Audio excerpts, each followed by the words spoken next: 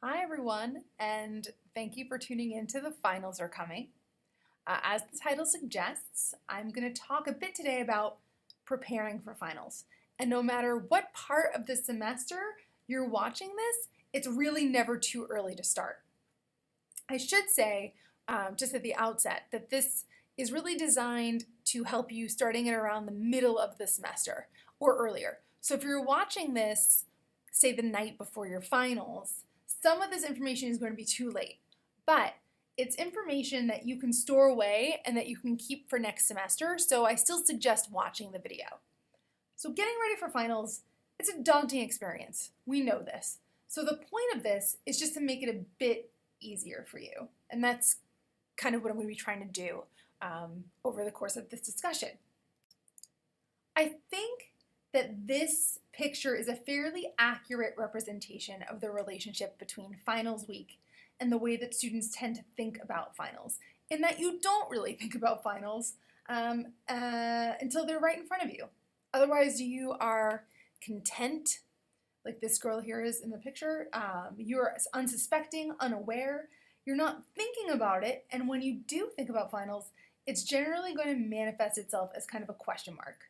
Just some kind of unknown that you can't possibly start preparing for now. There's a lot of confusion when you do tend to focus on preparing for finals.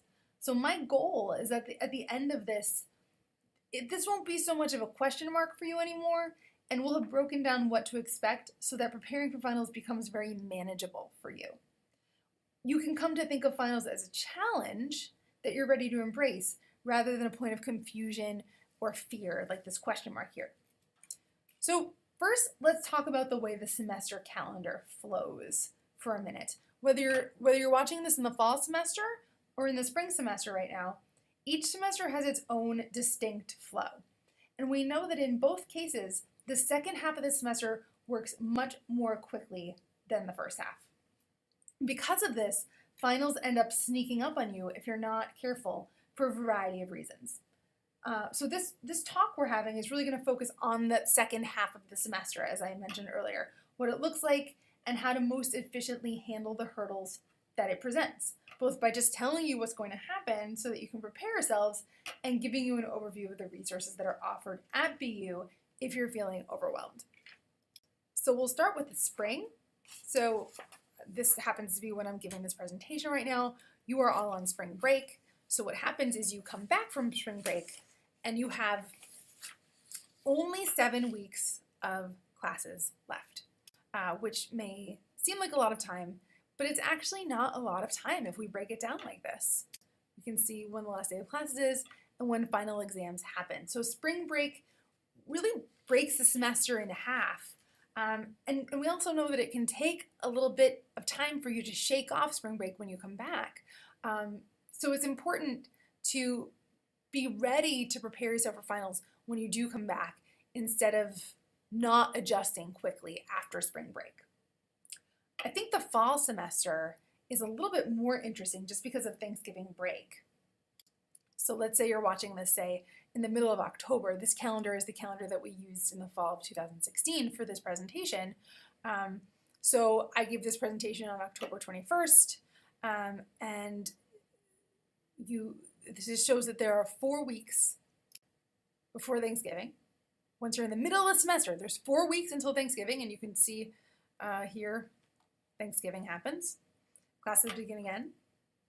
And you come back to only 2 weeks of classes, and then the last day of class. So another way to say this, 4 weeks from the middle of the semester in the fall, you leave for a long weekend, and then you come back to only 2 weeks of classes, and then finals. So spring might not be as daunting, but if you're not aware, because of the way each semester flows, finals can really end up sneaking up on you. So how can you prepare for this and the stresses that it tends to bring? I think the first thing to do before focusing on strategy and how we can help you if you're overwhelmed is to talk briefly about where you should be in the middle of the semester. So you should have taken some sort of midterm. If you're especially lucky, perhaps you've taken more than one midterm, right? The point here is that you absolutely should have received some sort of feedback from your professors and should have some general idea of how you're doing in your classes. If, for whatever reason, you have no idea how you're doing in a particular class, this is the time to go introduce yourself to the professor and find out, right? The second thing that can and should happen now in the middle of the semester, or even earlier if you're watching this earlier, is that you should know when your final exams are. This seems easy enough, but professors will often just write at the end of their syllabus, exam given during finals week, right? And what's confusing about that is the exams that are given during finals week are often given at different times and dates than when your classes meet. So how can you easily find out when your final exams are? Well, you can use the student link. Here's how to do it. You go to the student link, you go to academics, you click on final exam schedule, and then your final exams will be listed right there. This is a final exam that I had a couple of years ago. So it's very easy to do, but I think it's not something that students think to do because you have other things on your mind. But writing those dates down can save you that extra anxiety of, the last week of finals, not knowing when your exams are and getting confused. Another way to find out when final exams are is to go to the registrar's website, and they have all the dates there. But again, you can see that the times are different, right? This course here meets from 9 a.m. to 12 p.m. On Mondays, but the exam date is on a Tuesday from 9 to 11. So it's very important to get that out of the way. This is an easy thing that you can do at any time to prepare for your final exams so that when you come back from Thanksgiving or spring break, this is not a surprise to you. So we can move forward in this discussion, and we'll assume that you've all either received feedback or you've made a visit to the professor in order to get that feedback. Now, perhaps you found out that you're doing fantastically, or perhaps you're maybe not doing as well as you'd hoped. But the strategies that I'm going to talk about here hold in either case. Because if you're doing fantastically well, we want to make sure that things stay that way, right? And this is a very academically rigorous and stressful part of the semester. And if you're not performing the way that you want to, we want to make sure that you know what's available to you to help you turn this situation around so that you're performing very well on your end of the semester exams, assignments, and finals. Because if we're in the middle of the semester, there's still plenty of time to turn things around. Do not despair. If you're overwhelmed by your assignments, if you're having time management issues, you want to deal with these problems now rather than later. If you're having trouble with course content, we want to provide that help to you now rather than later. So at the Educational Resource Center, what we do, in addition to the tutoring and writing assistance and academic skills advising and language link, is we advocate the strategic use of resources available throughout the university. And that's really what I'd like to focus on here for the rest of this. How you can find the resources to cope with any challenge that you might face during the remainder of the semester. So let's just assume that you've gotten feedback either on an exam or on a paper or both at this point, and the feedback just isn't what you hoped it would be. Whether you feel lost in the course or you feel confident but you disagree with the feedback, the very first thing that you need to do is, again, you need to visit the professor or the teaching fellow. The professors and teaching fellows are the ones designing your courses and grading your assignments. And because of this, the professor or teaching fellow is in the best possible position to explain what they're looking for. Make them do their jobs, right? Professors and teaching fellows are extremely excellent resources and they want to help. But I know when I talk to students, they often say that they find themselves intimidated or embarrassed, especially with professors, until you've reached final exams and you don't know what's going on. And I think that there's this impression that you have to wait until there's a problem in order to get to know your professors, and I really want to say that that's a mistake. Building a rapport with your professors can help build your confidence, which in turn can help increase academic performance overall. Getting to know the person who's giving you your grade, whether you have an A or a C in the course right now, can help make you more comfortable, and it will make it more likely that you will return for help at that chaotic point at the end of the semester. So you want to set that up now. What we don't want is for you to be completely under the gun at the end of the semester and have this additional stress of introducing yourself to a professor for the first time because you're lost. And also at the end of the semester, every student in your class is going to be trying to go introduce themselves to the professor for the first time. So you want to get an advantage there, and you can do that now. Let's say that perhaps you feel that you're not getting the help you need, even after having met with the professor or the teaching fellow. There's absolutely no reason to despair at this point in the semester. Students have so many different learning styles, and what many students need is just extra personalized assistance outside of the classroom. And if this is the case, BU has a huge range of tutorial services that can be used as a resource, and which resource you end up utilizing, it's just going to depend on your particular needs and course of study. So sometimes a student will understand the course material, but the problem will be in the way the student expresses themselves. The problem will be with the writing. So many of the courses in the humanities, as you know if you're taking courses in the humanities, assign up to 4 writing assignments per semester, with each assignment increasing in length. So if writing is something that you're struggling with, it's going to be really helpful for you to reach out for assistance in these kinds of courses. So where do we start? So there are writing assistance programs all over BU campus, but not all students are eligible for each of these programs. I'm going to start with the more specific resources and then kind of branch out to the more universal resources that involve writing assistance.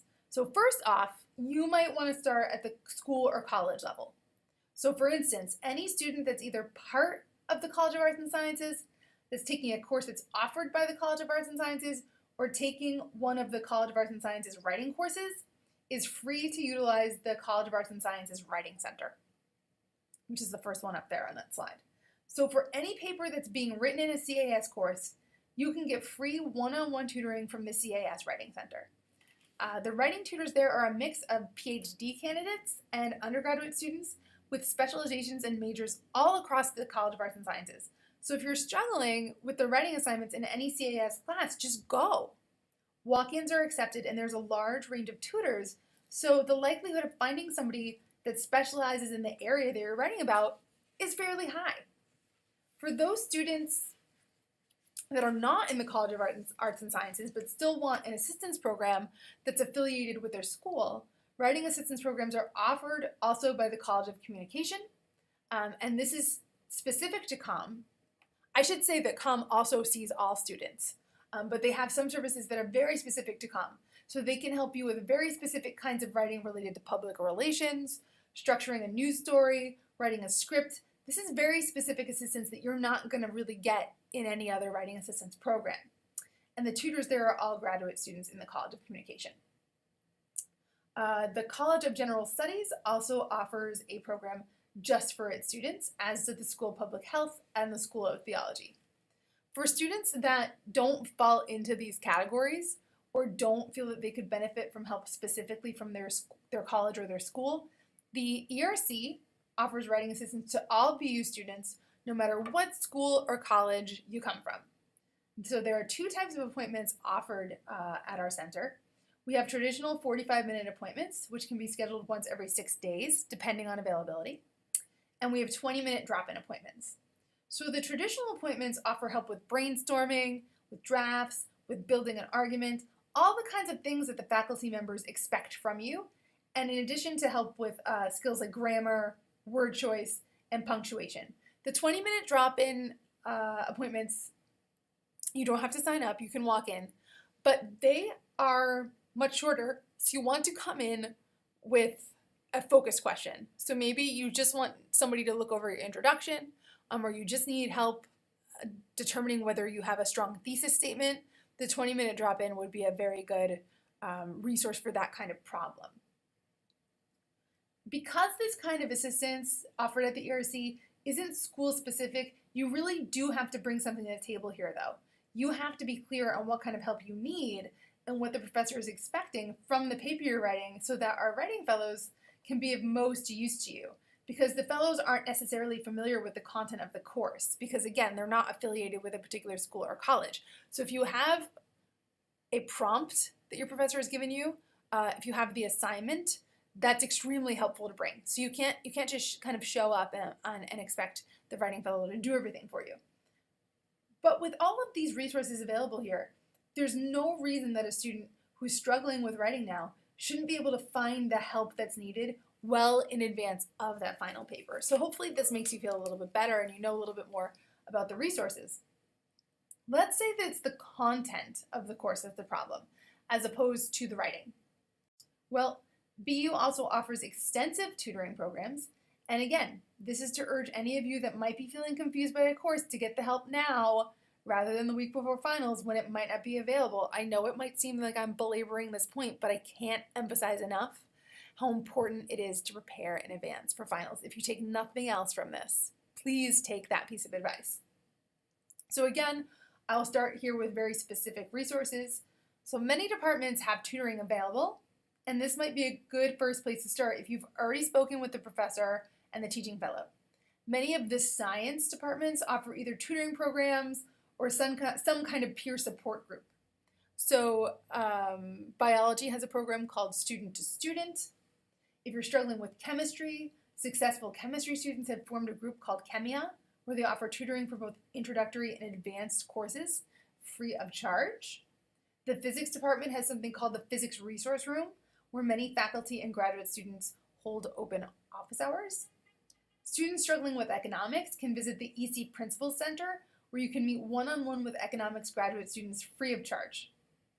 There's the Math Tutoring Room, where students can go who are having math difficulties.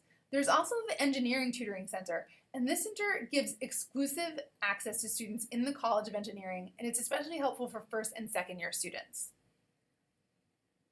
What I've told you about now are just a few departmental resources out there. So a really important strategy for anyone that's not feeling confident is to contact your department and find out what kind of resources are offered there. If you cannot find a departmental resource, the ERC offers a peer tutoring service that's inclusive of all BU students. Sometimes you just feel more comfortable talking about your problems with other students, so this can be a really helpful way for you to get prepared for your finals now. There's an option to come in for a one-time appointment, or maybe there's just a small problem and you just don't feel comfortable talking to the professor or not understanding the way a specific piece of information is conveyed. And there's also the option to sign up for weekly appointments. So what this is that you kind of are forced to stay on top of the subject every week rather than avoiding the whole thing until the final exam. So these are the resources that you have if you want to boost so that you can perform the way you want to when finals arrive. So the assistance resources that I've covered here should handle a lot of problems that arise related to academic content. You should have a place to start now. But what about if you know the information, you feel like you're doing well, but you just can't seem to organize your time, you can't organize your sleep schedule, your social obligations, your dietary habits, your worry. Are you one of these students? Well, if you are, that's okay. We're going to talk about it. We're going to look briefly at non-academic issues that can interfere with academic performance over the coming weeks. So the biggest non-academic problem that you face, according to the students that I meet with, and you face it more and more as we reach the second half of the semester, is the inability to manage your time. This includes just intentional procrastination because you don't want to face your work, losing track of time and not knowing where the day went, so the work ends up piling up, or just being so overwhelmed by your work that you don't know where to start, so you end up doing nothing with your time, aside from worrying about it. We don't want you to be paralyzed by time, so I'm going to offer you now a couple of strategies that will help you make the most of the available hours in the day. Let's start with those of you who are just so overwhelmed by your work that you don't know where to start. There are just a bunch of assignments and due dates swimming around in your head, which is leading to stress and lack of productivity. One way to make the rest of the semester look very manageable, if you're just really worrying about it, is to break down the syllabus. So what do I mean by breaking down a syllabus? Well, when you look at a syllabus, it's often very stress-inducing, right? We know this. There are tons of assignments and due dates, and if you multiply that over 4 courses, the amount of work that you have in front of you might start to seem impossible or insurmountable, and so that's how you end up trying to avoid it. So it can be helpful to make a list of all the assignments from all of your classes, including what percentage of the grade each assignment makes up. Now, there are 2 ways you can do this. You can do this either by course. I'll show you what this looks like. You can only see the first 2 courses here, but this student is taking 4 courses. So you'd have 4 tables in which each course's assignments are broken down by date and percentage, right? So we can see the microeconomics here in the first semester of Spanish. Or you can just make a chronological list. And that they're going to be mixed together here in a way that they weren't in the last slide. But you'll get to see what's coming up for you and how it's weighted.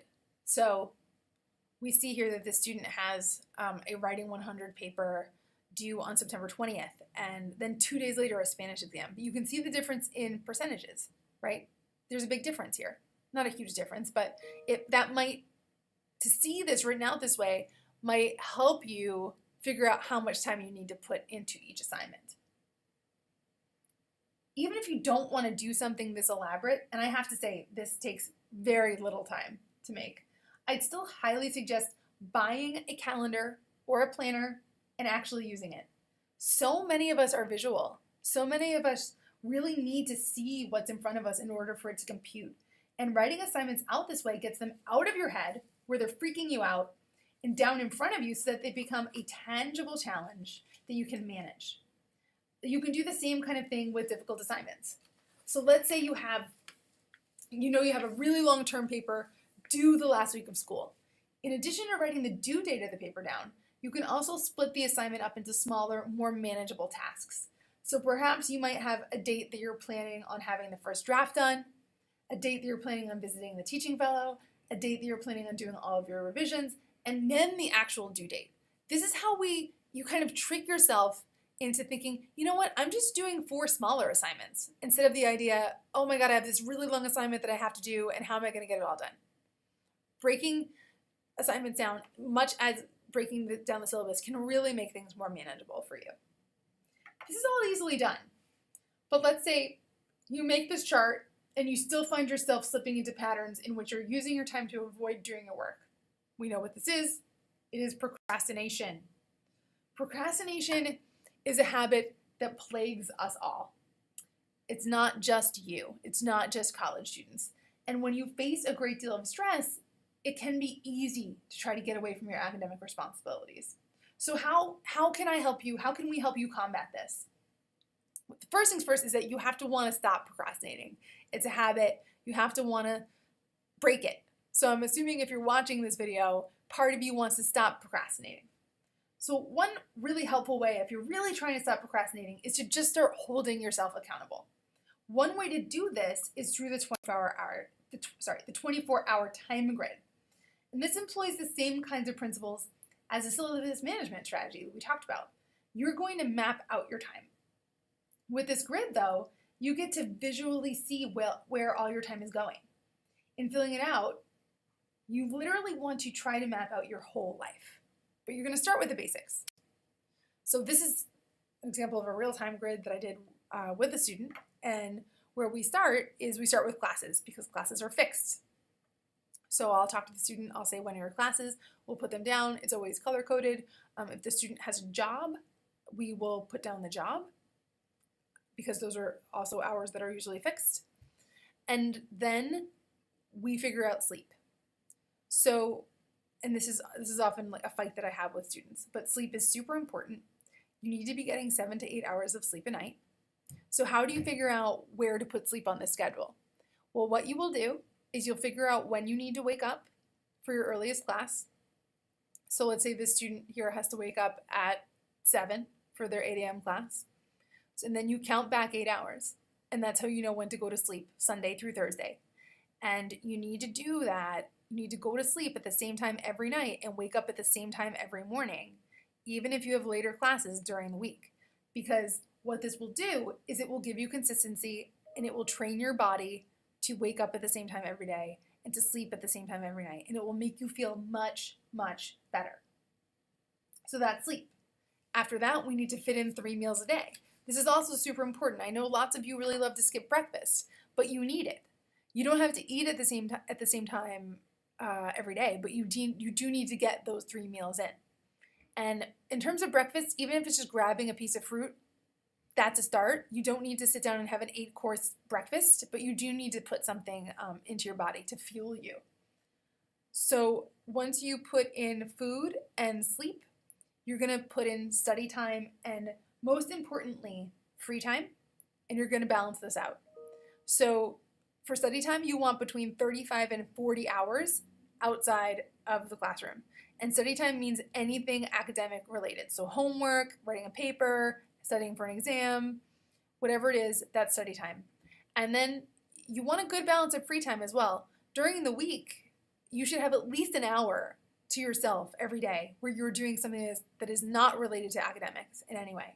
And you can have more on the weekends. And I'll show you what a finished schedule looks like. I know this can look a little bit overwhelming, but remember, you're unconscious for a large portion of it. That's asleep there in blue. So we have the classes that we just saw on the last slide. We figured out the sleep by figuring out when the student needed to get up. We have their work hours. We have the meals in the light yellow. We have the study time, and then that's balanced with this purple free time. And it's really important to have both. It's important to have that study time and that free time, because the free time will make you ready to be productive when you go back to the study time. So this is a very clear way for you to see that there is enough time in the day if you use it wisely, and time becomes something that you can manage effectively in order to be more successful in the coming weeks. This grid can also act as a troubleshooter. It may very well be the case that somebody fills out this grid and then just has a bad week in which they don't follow it. So after a week like that, it can serve as a reminder of perhaps how much easier things could have been. Sometimes when we start procrastinating again, we can't even remember where things went wrong.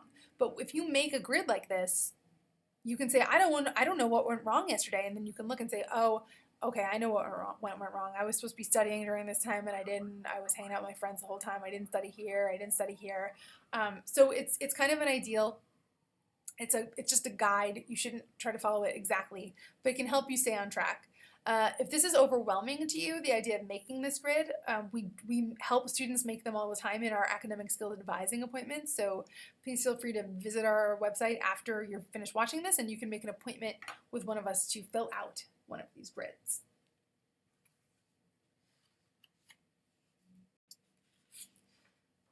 If you're feeling overwhelmed, remember that it's really important to maintain the lines of communication. There are people that you can talk to, right? Talk to your friends about what they're going through. Form kind of support groups within your friendship groups, so that if you're feeling overwhelmed, you can know that other people feel overwhelmed too, and you can pool resources. Talk to the people that love you. Stay in contact with your parents. Let them know how things are going. Remember that this is only a moment in time. Right? And talk to people who can remind you of your larger overarching goals, so that if you're really worried and stressed out, you can kind of remember that this is leading to something bigger, right? Whatever's happening right now is not going to last forever. So here are kind of tips for success. Plan your schedule, talked about that. Set reasonable expectations for yourself. Take care of your physical self, and that goes into that free time that we saw on the grid, right? You need to sleep, you need to exercise, you need to eat well. All of that stuff needs to go on that grid. We talked a lot about utilizing resources that are available to you. I just mentioned friends. We've talked about professors and teaching fellows. Don't be afraid to go to your academic advisor. I just want to talk briefly about the Behavioral Health Center. So let's say as finals approach that you feel too worried. You feel too distressed, and like you might benefit from really talking to someone about your worries and concerns. This is the time where you can contact the Behavioral Health Center. And the Behavioral Health Center is part of student health. It's free for all BU students, and the counselors there specialize in short-term counseling. The center does, of course, treat students suffering from depression and anxiety and ADHD, but they also just treat general adjustment issues that are bound to arise in a university setting, like feeling extremely overwhelmed in the face of intimidating assignments or sleep issues or whatever it is that you're going through. You don't have to sign up for recurring appointments if you don't want to. It's absolutely fine to go there once and never again. It's also absolutely fine for you to continue going if you find that it helps you. And it's just really important to know that this resource is available to you. You should never have to feel like you can't handle what's in front of you, or that you're alone in this, because there are people here at BU whose job it is to help you handle your stress if you're willing to ask for that help. So I really do encourage you to do that. And I mentioned just briefly when I was talking about communicating with your parents and your family and your friends, that can help you remember why you're here. Seek deep down that motivation. Remember why it is you wanted to go to college. Maybe there's a dream job you're shooting for. Maybe you really want to get a good grade in this class so you can move on to a different class. Maybe if you finish whatever assignment you're working on, you'll get to move on to a more interesting assignment. Just try to motivate yourself and take yourself out of that moment where you feel like this is going to last forever. And also try to be positive. It can be really easy to be negative in the face of finals, right? Everyone's just kind of like exhausted and this is the worst and I feel awful. But if you can try to find just one good thing that happened to you every day and write it down or tell somebody, that can be really helpful. I'm not asking anyone to be Little Miss Sunshine or anything like that. It's a stressful time, but trying to be positive about at least one thing a day, even if it's just the fact that the sun is out or you got to have your favorite coffee or whatever it is, try to find the little things that will keep you positive. So we've talked about where you should be now. We've talked about what to do now if you're having difficulty in any of your classes, and we've also talked about what to do if you're having a problem managing the schedule that you have in the coming weeks. I think the best way to synthesize all of this information into one short conclusion, if that can be done, is just to say, be proactive. Be proactive about your education. If you're being too challenged academically, take control and utilize one of the many assistance resources that we talked about today. If you're having adjustment issues, try to break the habit of procrastination and try to manage your time a little bit differently. Using the strategies that we've talked about today, finals and the weeks approaching finals don't have to be looked at as this kind of confusing question mark anymore.